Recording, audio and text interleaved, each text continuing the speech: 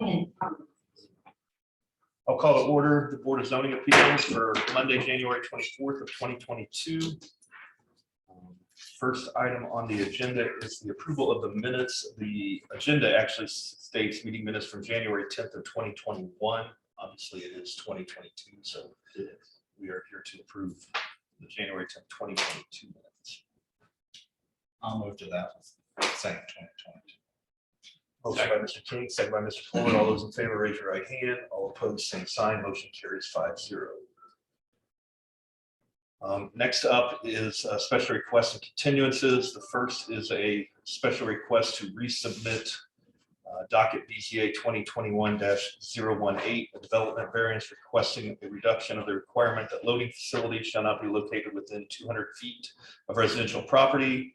The petitioner has now met with surrounding property owners. So it's my understanding we're just taking. Yes, when this came to the BCA, the meeting kind of left that, well, we have no choice but to deny, please try and work this out with your neighbor. And the petitioner has met with the neighbor, and it sounds like they've come to a common ground. So we just want to make sure that the board is okay with the petitioner resubmitting the same petition within that year threshold. Take a motion. Chairman, A motion to either allow it or not allow it. I submit that we allow the request to resubmit the petition BCA 2021-018. Motion by Ms. Peters, second by Mr. Polar. All those in favor, raise your right hand. All opposed, same sign. Motion carries 5-0 to allow resubmittal. Second is again a request to resubmit previously denied BZA 2021-027 development variance, originally sought a 4,800 square foot accessory building. Again, take the motion. Mr. Chairman, I move that we allow the request to resubmit. Second. Motion by Mr. Polar, second by Mr. King. All those in favor, raise your right hand. All opposed, same sign. Motion carries 5-0 to allow the resubmittal. Any other special requests or continuances? Then we'll move on to findings of fact for BZA 2021-029 development standards variance at 1300 South US 31. Chairman, in consideration of statutory criteria, I move that we adopt the written findings of fact as presented, incorporating the evidence submitted into the record as a final decision and final action for variance petition number BZA 2021-029. Second. Motion by Mrs. Peters, second by Mr. Foster. All those in favor, raise your right hand. All opposed, same sign. Motion carries 5-0.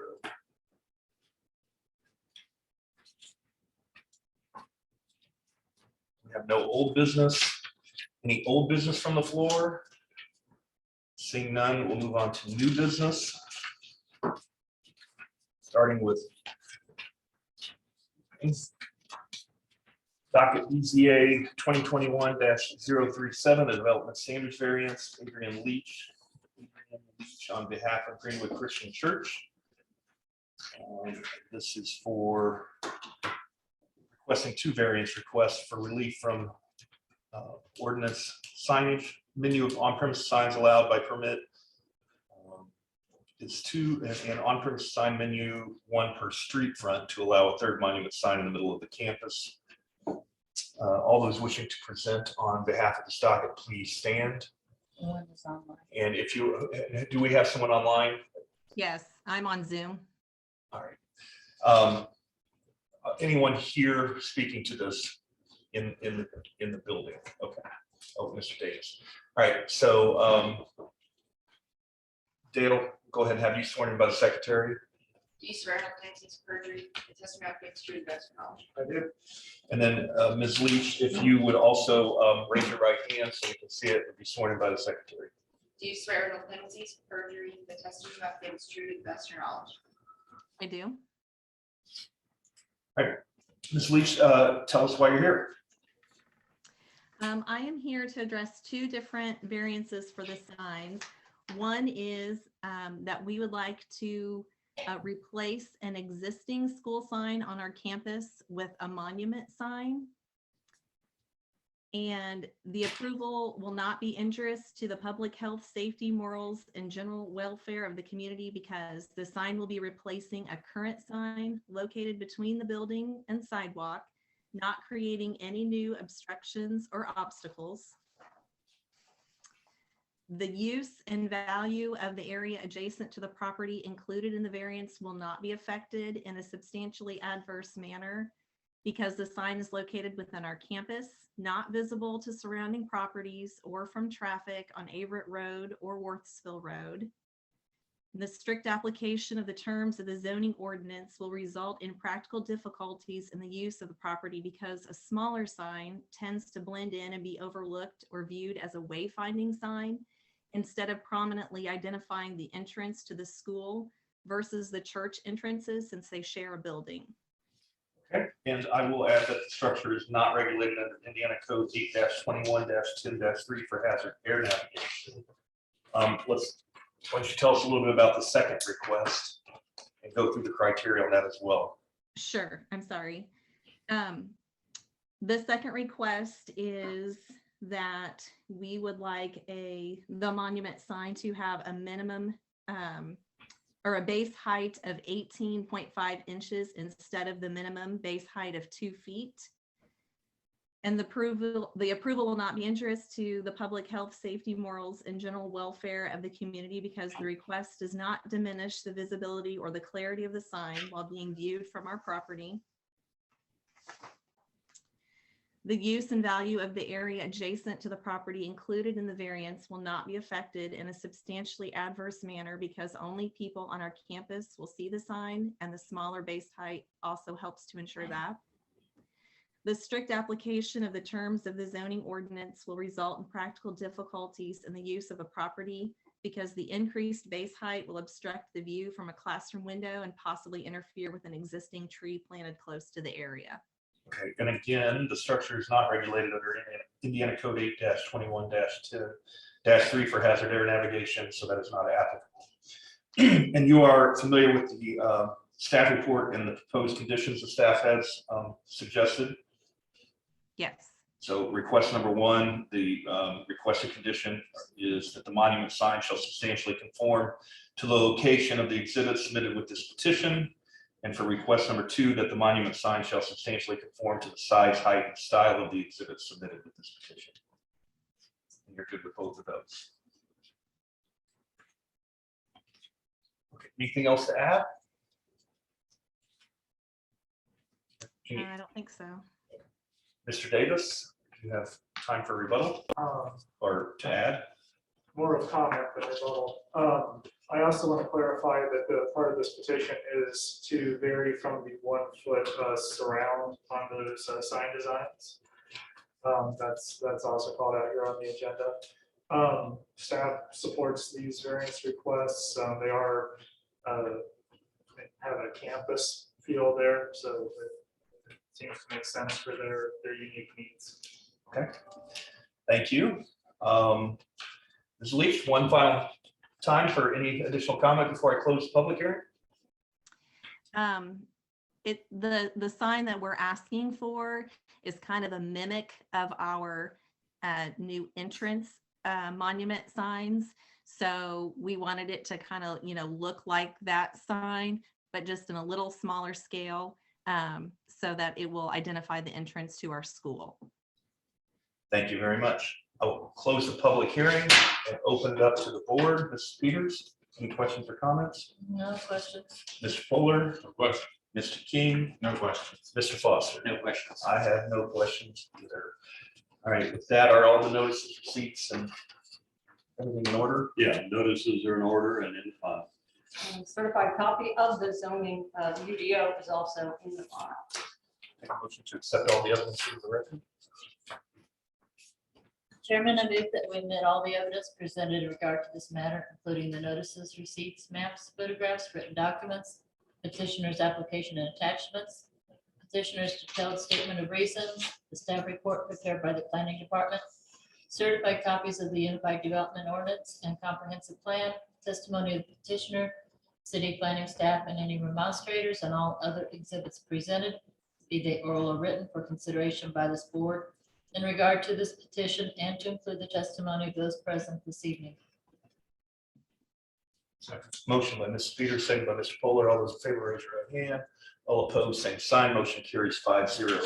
I'll take a motion on the docket, request number 1, which is relief from section 10-3-08, signage menu of on-premises signs allowed by permit, 2 on-premises sign menu, building signs, monument sign, 1 per street front to allow a 3rd monument sign in the middle of the campus, which is not on a street front. Mr. Chairman, I move that we approve the motion for this variance and the staff's condition. Motion by Mr. Fuller, Second. second by Mr. King. All those in favor, raise your right hand. All opposed, same sign. That motion carries 5-0. Take a motion on the second request, which is, let's see, minimum base height of 2 feet, minimum sign face surround width of 1 foot to have a base height of 18.5 inches, a reduction of 5.5 inches, and a surrounding width of 0 on 2 sides. Again, Mr. Chairman, I move that we approve this request and with the staff's recommendations. Condition. Motion by Mr. Fuller, second by Mrs. Peters. All those in favor, raise your right hand. All opposed, same sign. Motion carries 5-0 on that. Take a motion to direct the Corporation Council to draft written findings of fact.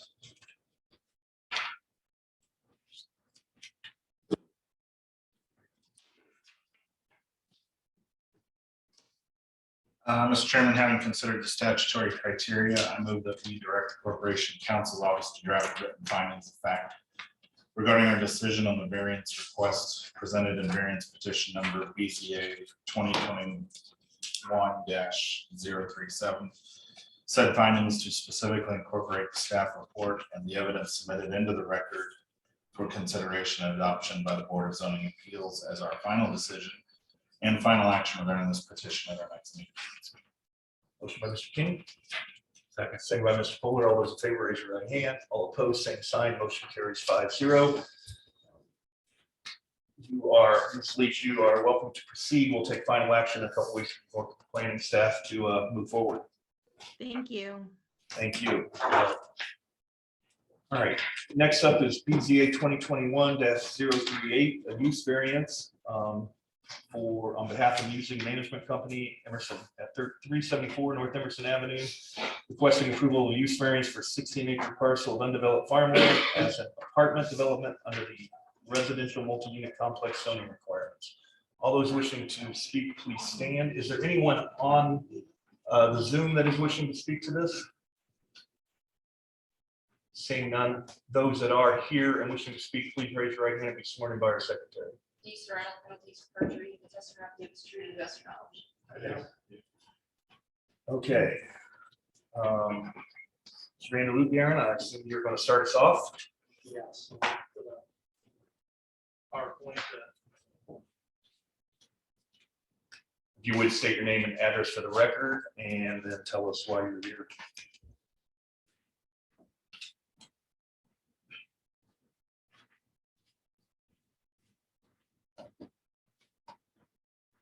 It's trying to look.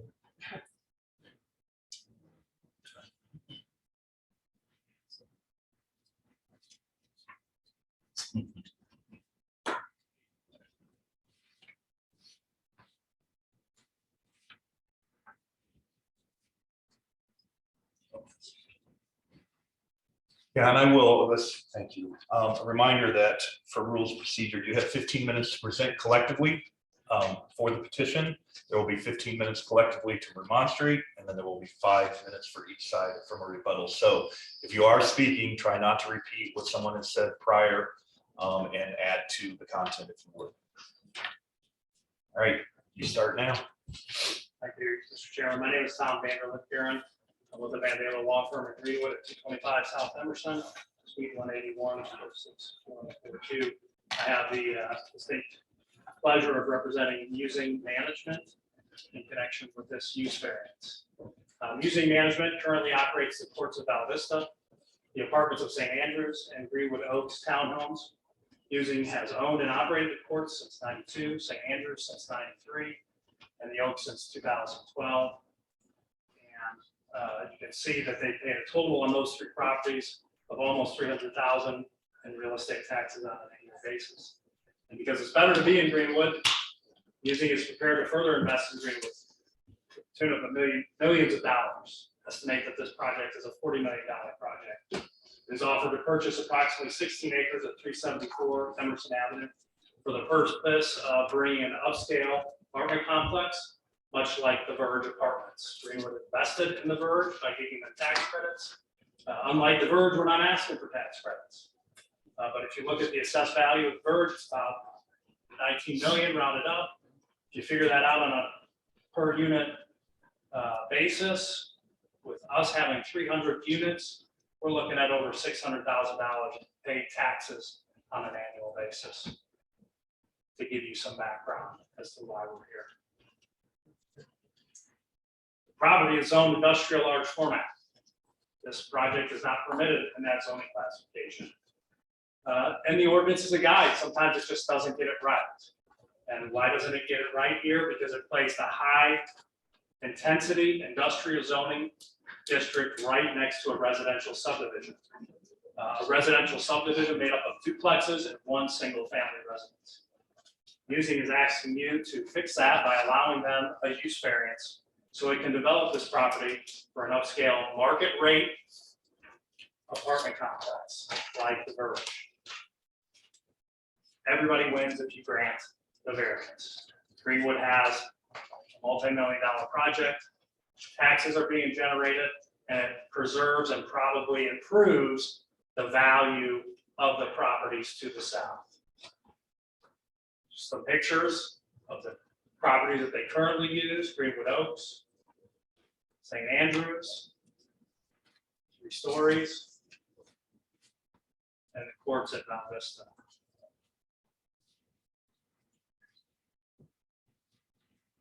Why an apartment complex? Well, the average, if you take out the Verge and the Summit, built in 2018 and 2007 respectively, the average age of apartments in Greenwood is 35 years.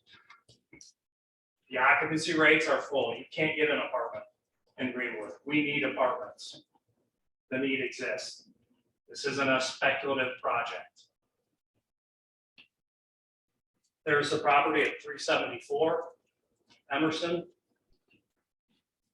So that's just north of Main Street on the west side of the road, south of County Line. Aunt Betty's storage units are to the north, and the Maple Grove subdivision is to the south, consisting of, again, duplexes. Some of the data on the site: we've got a 16.35 acre per our survey. Tells us we've got about 18 units per acre. We have, and I'll show you the conceptual plan and some of the elevations.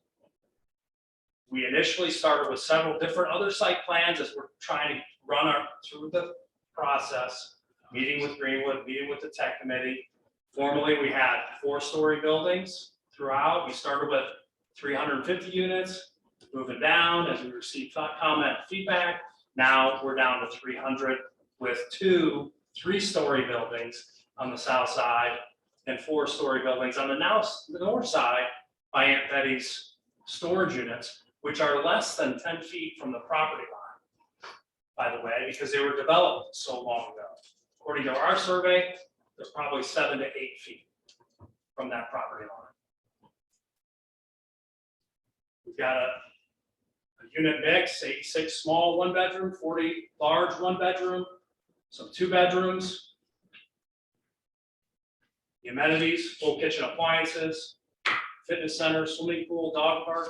I just want to emphasize that these are market rate apartments. There's no tax subsidies here.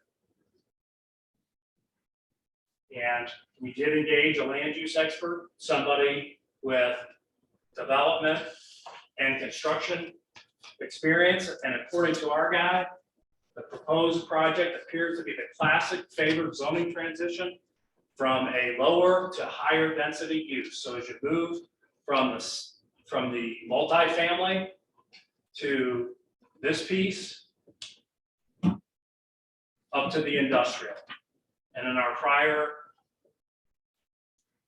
land use applications, there's been agreement that a family use, a multifamily is more appropriate than the current industrial.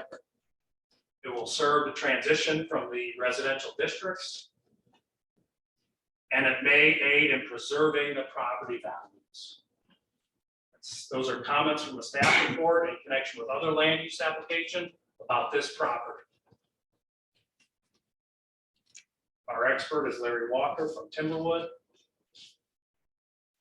We also engage a nationwide design firm with over 50 years experience to design an upscale market apartment community specifically for this site. Here's the 3-story elevations that have been developed and have only been available for this hearing. And there's the 4-story elevations. I want to again emphasize that we've moved initially from 350 units down to 300. 3-story buildings on the south side. And here's our conceptual plan. Because it's really hard to read.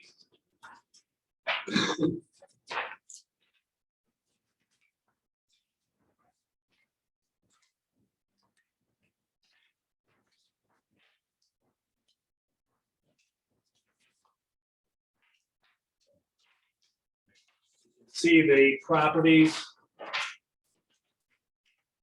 and positioned, or the buildings have been positioned to be as far away from the properties on the south side.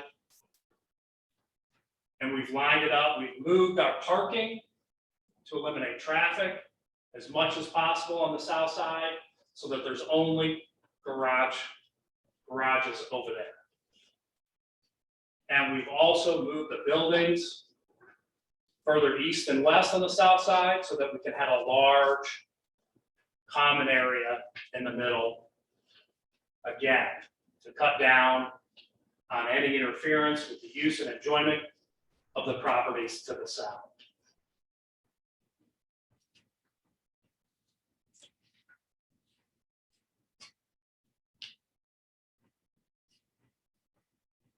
We also commissioned an engineering firm for the purposes of a traffic study that cost us $15,000. Our traffic study is based on 350 units. Please keep that in mind because that's where we started. And remember that the comprehensive plan describes Emerson Avenue as a primary arterial. There's a lot of traffic. That's the way it's designed and intended to be used.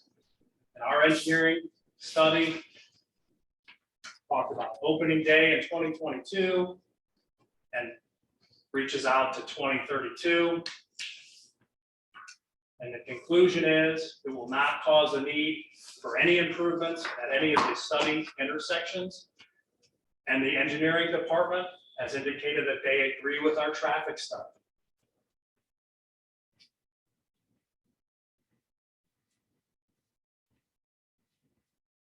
Approval will not be injurious to the public health, safety, morals, and general welfare of the community because, as I've said, you've got an industrial zoning classification. We don't want an industrial use. We want a multifamily use, which staff has indicated in the past would be appropriate for this parcel. It will enhance or preserve the property values to the south and maintain the use and enjoyment of those properties. I've kind of covered 1 and 2. The need for the variance arises from a condition particular to the property involved. To the west, you've got the airport. That's pretty peculiar in Greenwood. Right now, the other peculiar aspect is the residence next to industrial.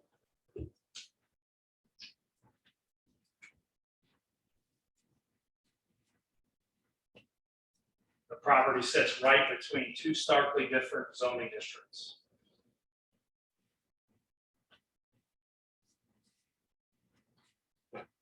strict application of the terms of the zoning ordinance will constitute unusual and unnecessary hardship. Because the industrial classification is out of character for the area. That really should be on the other side of the interstate. And as I said earlier, the ordinance is a guide. Sometimes it doesn't get it right. And the variance process is there to allow for that relief. It will not interfere substantially. This could be the subject of opinion and reasonable debate, but it's substantially interfere. Right now, the industrial interferes if it's developed for industrial with the multifamily neighborhood to the south. This will not. Multifamily use will blend nicely and allows a buffering between that industrial where the Betty self-storage units are, developed many, many years ago under completely different setbacks, which our survey shows to be probably 8 feet from that northern property line of this parcel in question. And I would also say there are other development considerations for this property because it is next to the airport. We won't have quote airport approval for quite some time, but nothing can happen unless the airport gives us the okay. So our conceptual plan and our height of our buildings at 3-story and 4-story are all subject to ultimately the airport having a say in what happens. If they say, you gotta have dry retention, well, we gotta have dry retention. They say your buildings can only be so many feet tall, well, our buildings can only be so many feet tall. We can't move forward without meeting their requirements, which are separate, and we won't dive into those with engineers and architects until we know that we can use this property for this upscale, market rate apartment community here in Greenwood. So I've got about 3 minutes left, and I'm finished with my presentation at this time. Thank you, Mr. Chairman. Thank you. Anyone else have anything to add? A couple minutes. State your name and address for the record. Sure. My name's Kirby Kinghorn. Address is 23129 Sonoma Lane, Cicero, Indiana. I'm the president of Music Management Company, and I just want to introduce myself. Thank Tom for his presentation. I wanted to add to that in addition to the statutory criteria that he's mentioned and discussed, you know, our real hardship is that we have a revised plan to bring to the city in response to the concerns that we heard at the common council meeting. And because of 12-month cooling off rule that I learned about at the common council meeting, this was the only venue available to us to bring this revised plan in response to the common council concerns to the city. I appreciate you taking the time to review the plan and to listen to Tom's presentation. And obviously we'll be here for questions or rebuttal. A lot of time, but and we've been here for more than 30 years. We will be here for another 30 years, most likely with the properties we already have. I'd like to have more properties here, and I'd like to continue to do business here. We're located on the north side of Indianapolis. We currently have 17 communities that we own and operate, building an 18th and Greenfield as we speak. And all of our properties, all 18 of them, we've 30 minutes drive of our office. We're on our properties on time, taking care of them, and we're on the properties. I think comments were made to that effect in the common council meeting from a couple of members.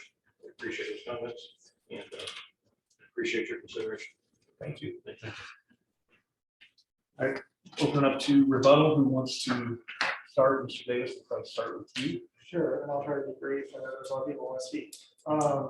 Staff's opposition and the staff report, it's tight because the way the property was described kind of gave some physical parameters to the property. Where the conversation went tonight was a little bit different than what the staff report said. So should the board, should this change any opinions, staff would recommend a couple of conditions. The rezone to follow the RMC standards for site design and the multifamily architectural standards. And the architecture and site plan to substantially comply with what was shown here tonight.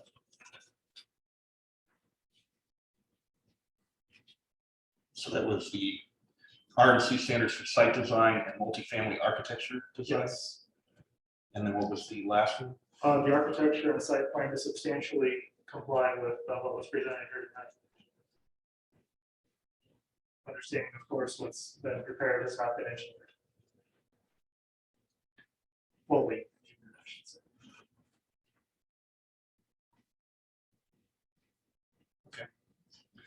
All right. Who would like to start from the audience?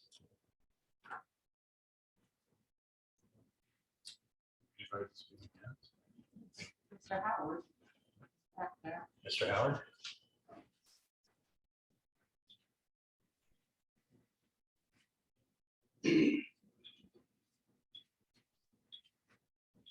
Thank you.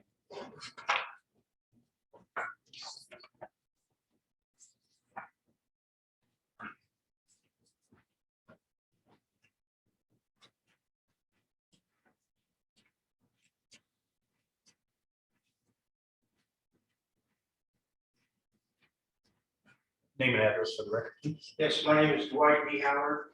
I'm a third generation owner of 2 properties on Emerson Avenue. I live at 318 North Emerson, and the vacant lot to the south of my property is also mine. I would like to note that in 2023, this will be the 75th anniversary that my family has lived on this property. My property, as it sits, butts up to 374 North Emerson Avenue, as well as 11 doubles, which includes 22 families that live behind me in Maple Grove. If you will look at the map that I provided to you, you will see that 374 is circled in a blue line. And if you were to make a puzzle out of this picture, the piece of puzzle that they are trying to replace the open space for 374 North Emerson Avenue is 6 times larger than what the area is fit for.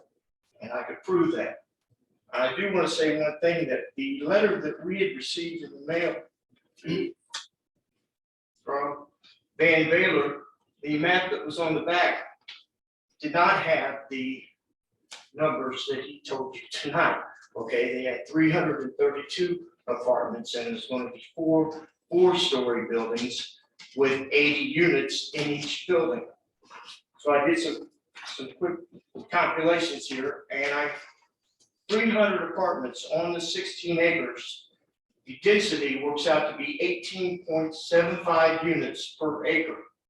Now, if you do a density study of Country Air Edition, which is consisting of 50 homes, 50 acres, 110 homes.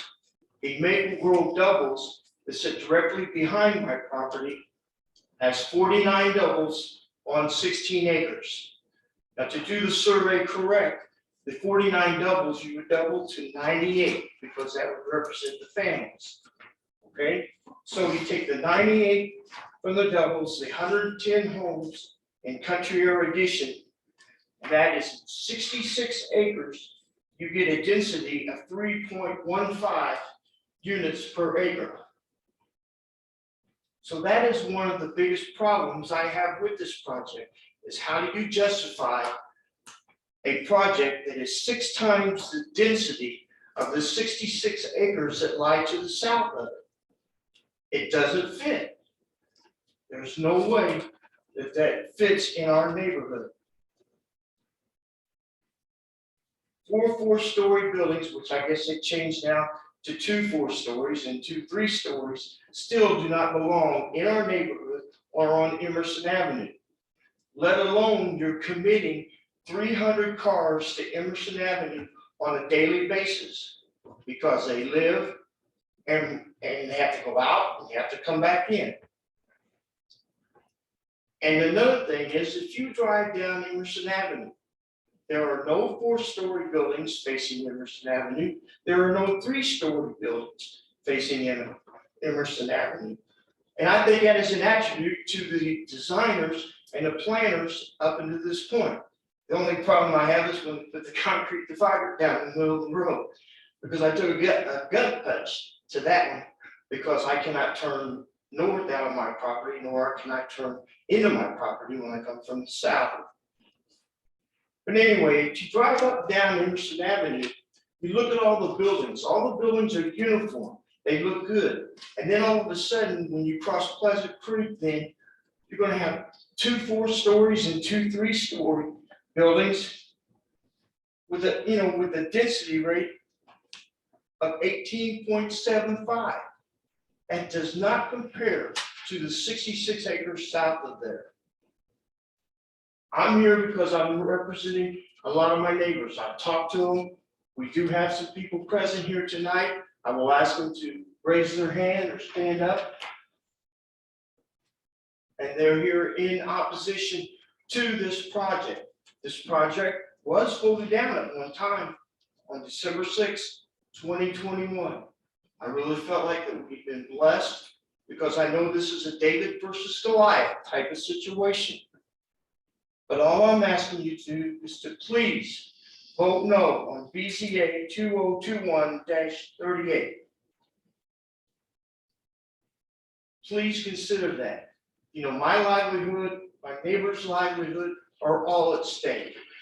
Dumping 300 additional cars on Emerson Avenue on a daily basis, we're asking for a lot of trouble.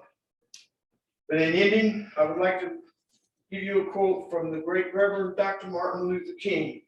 The time is always right to do what is right. Thank you. Mr. Howard. Anyone additional? Yes, sir. We've got about 7 minutes still for rebuttal.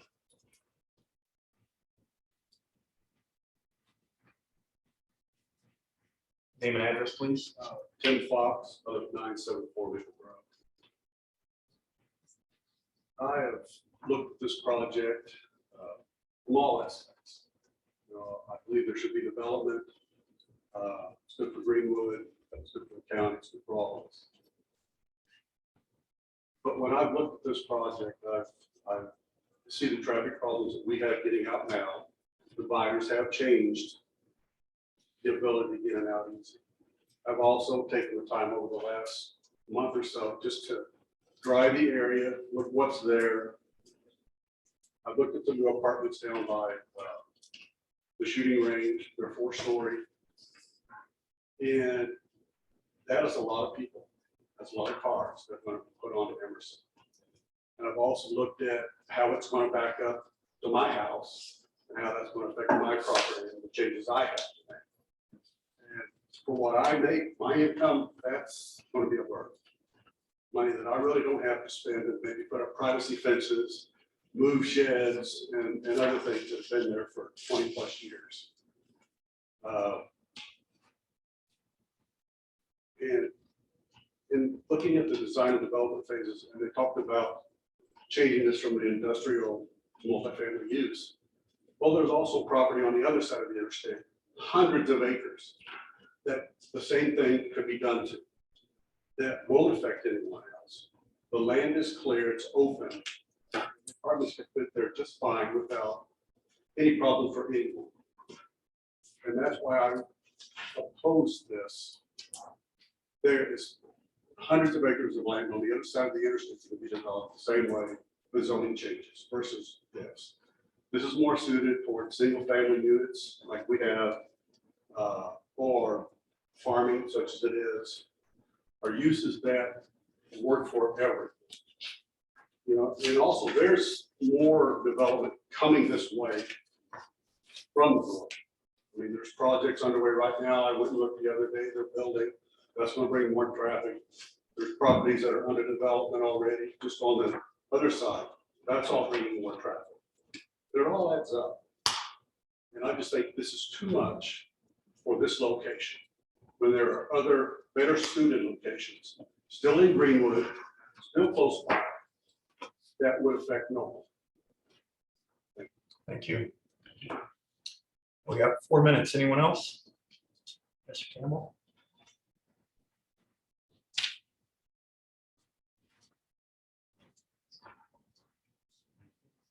Name and record, please. Good evening. My name is Mike Campbell. I live at 1237 West Shady Creek Drive, Greenwood. I am also a member of the Greenwood Common Council, and I also sat on the BCA for about 5 years, and I understand the difficulty of the decisions y'all have to make and how sometimes you can't please everybody. In fact, most of the time you can't please everybody. I also know that you're given the task of deciding whether or not exceptions to the ordinances and regulations established by the Common Council deserve to be granted or not. And but I'm here tonight to ask you to vote no on this use variance, and for a couple of reasons. One, if I read the staff report correctly, there were 5 criteria that needed to be met, and according to the staff report, the petitioner failed to meet 4 of those.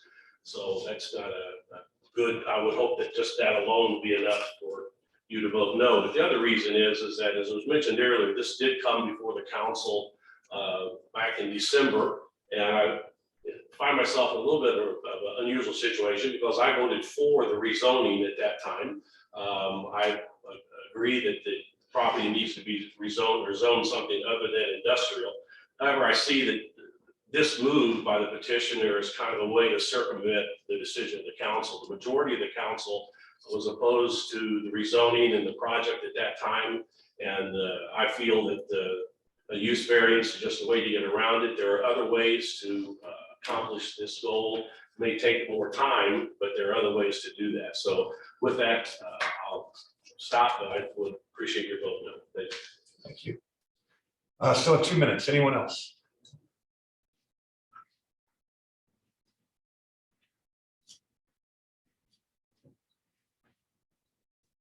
Yes, my name is Linda Gibson. I'm at 201 Elm Street, Greenwood, Indiana. I serve on the council and I represent District 1, and this is in my district. And I've had calls from people that live in the Maple Grove doubles. And a lot of those people are seniors and they don't drive after dark. Also, they can't get online because they're not computer savvy people. So I just wanted to come before you and voice the concerns that other people have. So there may not be a lot of people here in the audience tonight, but there are more opposed than what we see in front of you. And we have 1 minute. I'll be quick. Good evening. My name is David Hopper. I live at 657 Oakdale Commons Drive. I find myself in the same situation that Mr. Cable is in, and the fact that I also voted for the rezone, so I am in favor of the project. However, I am opposed to the end around the council that, although I don't begrudge you for using every legal remedy that you may have before you for doing that. But I think essentially the legal argument falls flat on its face simply because had we rezoned this property, the petitioner would not be here. Therefore, there is nothing peculiar about this piece of land that would require him to come before the BCA and ask for the variance. And if there had been, then we would address that at the council. So thank you. Vote no. Thank you. All right, 5 minutes, Mr. Lugier, for response. And I still have a minute left on the original presentation. Might need it. I'd like to say that this is not an end run around legal. This is not some made up joke. The variance procedure is there for this exact purpose, to get away from the political body that decides the land use on the zoning map. And you're right, we wouldn't be here if political decisions didn't affect that outcome. Like, I'm not gonna, this is one of the council members' reason for voting no. I'm not gonna vote for any more residential projects until we have the appropriate staffing levels for police and firefighters based on national studies. plan can't address that in any form or fashion. Another council member wasn't there. And that's why we're here. And the staff report has changed a little bit because we can't talk to anybody, mainly because nobody wants to talk to us, even though we offer to meet at the library. And say, hey, this is our project. What can we do to make it more acceptable? And we've done a lot. We've gone from 350 to 300. If you look at that conceptual plan that I've given you, we're in excess of 80 feet, 80 to 100 feet from the other buildings in the subdivision. That's pretty far. We've gone from 4 stories to 3 stories. There's 3-story apartment complexes throughout Greenwood next to duplexes. Polo Run is the best example I give off the top of my head. There's many others. And traffic, we've addressed it. Ground available on the east side of 65, I represent a lot of those folks. That's not necessarily the case. This property is available. We don't have any problems with the conditions suggested by Mr. Davis. And I think the actual property owners of 374, Emerson wants to say a couple things, so I need to get out of the way. You have 3 minutes. My name's Lee Money. I'm an attorney here in Greenwood at 310 West Main Street. I represent one of the property owners, and I appreciate we have using development and they're big developers, but there are actual people involved in this sale. That property has been consistent throughout the complete development of Emerson Avenue. I was also on the redevelopment commission when we built Emerson Avenue, rebuilt Emerson Avenue, just to handle this type of development. It hasn't developed as quickly as it should have developed. Should have had apartments there long ago. This property is right for that. I'd like to introduce Dolores Montgomery, who is actually one of the owners of that. The property currently is owned by 2 widows, Dolores Montgomery and Nancy Ramsey. Nancy Ramsey. I always forget Nancy's last name. Nancy Ramsey, but I think it needs to know there are people involved in this, widows who own that and need to develop that for their own benefit.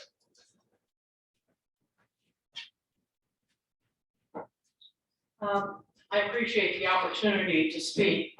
First of all, Name and address. can you hear me? Yeah, name and address for the record, please. Okay, now I live at 3111 Senior Road in Indianapolis, 46239. My name is Dolores Montgomery. For almost 30 years, I lived in Sila Vista, and prior to that, I lived at the Trace. So altogether, I've lived about 40 years in Greenwood, or a little bit longer.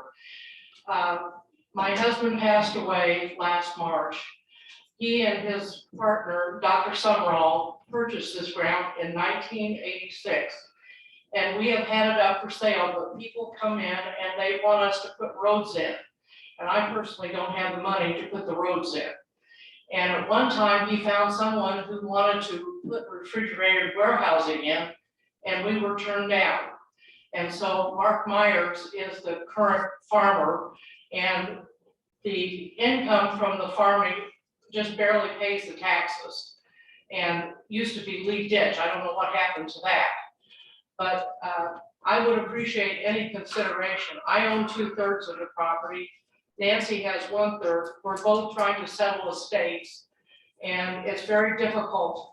Then we have people who come in that want the front, just the front. And so it's difficult to sell it. And I've had Curtis Shaw representing our interests for several years now, trying to find a viable buyer that has the funds to develop it. So any consideration you can give us, I would appreciate. Thank you.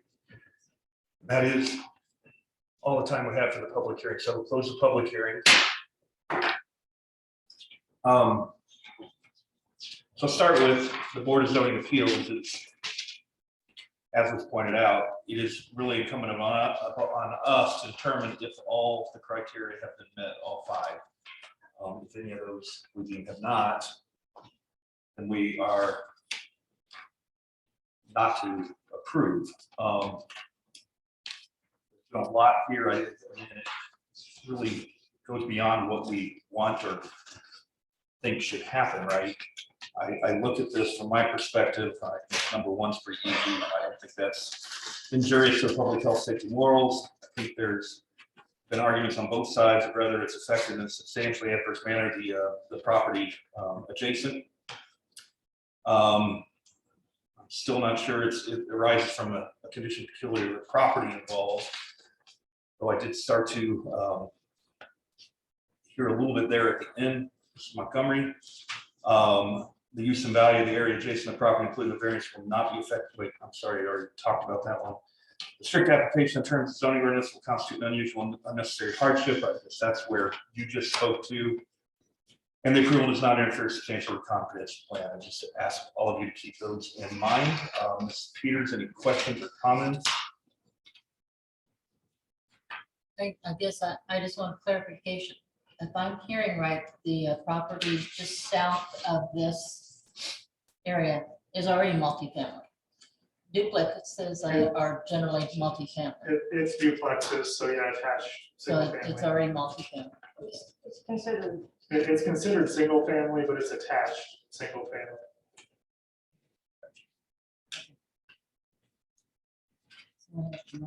Mr. Pollard?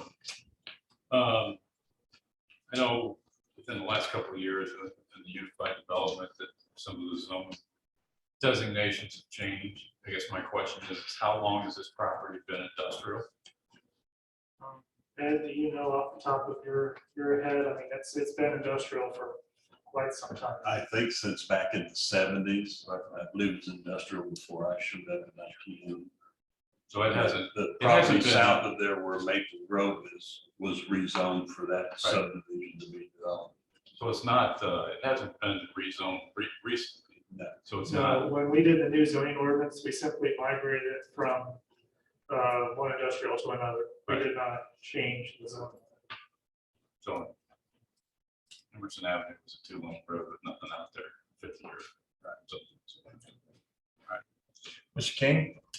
So we don't really know what the airport's going to say yet with 4-story buildings. I mean, Anecdotally, we do have a 4-story building going in north of here, so it's possible. You just have to pay attention to the setbacks and site design, because there's all sorts of FAA criteria, how the water detention can work and what tree species we can use. And it's pretty exhaustive process. this hasn't gone to technical review yet, has it? Worked like GFD has gotten a comment? Not in terms of like site plan review, that sort of thing. We've talked about it as staff at a high level, but we've by no means reviewed site plan or gone into any level of detail like that. It would be unusual for us to see that level of detail without having the zoning in place first. But did we not hear that it's no longer going to be considered 4-story, just 3? No, 2 or 4-story buildings. 2 is still 4. Mr. Foster? I have no questions. It's my understanding, though, it's in process of being changed from industrial to agriculture. So there is a petition that was filed by, instructed for staff to file on behalf of council to rezone this property from industrial to agricultural. That will be heard for a public hearing at planning commission tonight, which would put it on the first council. Okay. So there seems to be some agreement that it should not be industrial. Just struggling with it being residential. But it is industrial to the north. It is industrial to the north, yes. And there's industrial to the east, right, across. So all the property between this property, well, including this property, and north to, just south of all of the development across from Walmart there. Those several buildings in the middle, that's all industrial. Did they have to give variances to build those buildings on industrial? they've been there for a very So long at the time. time, it didn't need to be very. Yeah, and they're still zoned correctly. I mean, the development standards would be completely different than what they built under, but theoretically, those uses could come back in if so desired. Same business, different building. Anything else? All right, are all the notices and affidavits and in order? Yes, notices are in order and the copies are in the file. Certified copy of the comprehensive plan and the unified development ordinance are also in the file. Take a motion to adopt all the evidence.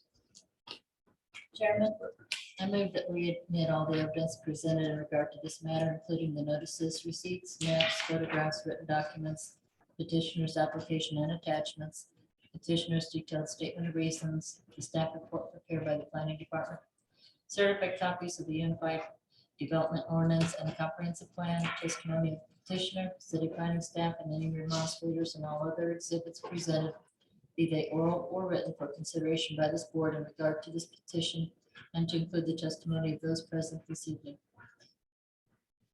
Second. Motion by Mrs. Peters, second by Mr. Fuller. All those in favor, raise your right hand.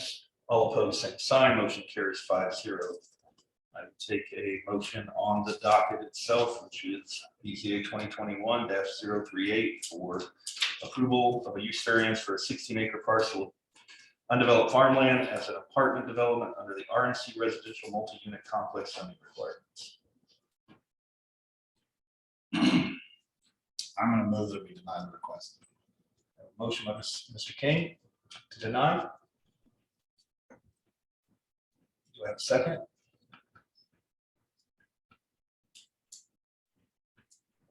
I have a second. Motion fails for lack of second. Is there an alternative motion? Is there an alternative motion to the denial? Mr. Chairman, I move that for approval of this variance and the two staff conditions. Well, there were Three three that were stated tonight. requested. No, that was Yeah, the city Yes. just did three. I can restate what I said, Please. if that helps. Yes. The rezone is to follow the RMC standards for site design, the multifamily architectural design standards, and that the architecture and site plan shall substantially be similar to what has been submitted tonight. Motion by Mr. Fuller with those conditions. Second. Second by Mrs. Peters. All those in favor, raise your right hand. All opposed, same sign. Motion is denied 3-2.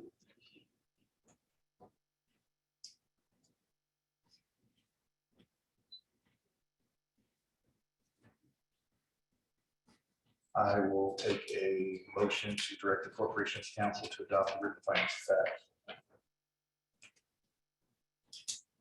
Mr. Chairman, having considered the statutory criteria, move that we direct Corporations Council Office to draft written findings of fact regarding our decision on the variance request presented. The variance petition number BZA 2022-038. And said findings to specifically incorporate the staff report and the evidence submitted into the record for consideration and adoption by the Board of Zoning Appeals as our final decision, final action regarding this petition at our next meeting. Motion by Mr. Fuller. Second. Second by Mrs. Peters. All those in favor, raise your right hand. All opposed, same sign. Motion carries 5-0. Don't forget to fill out your written ballots.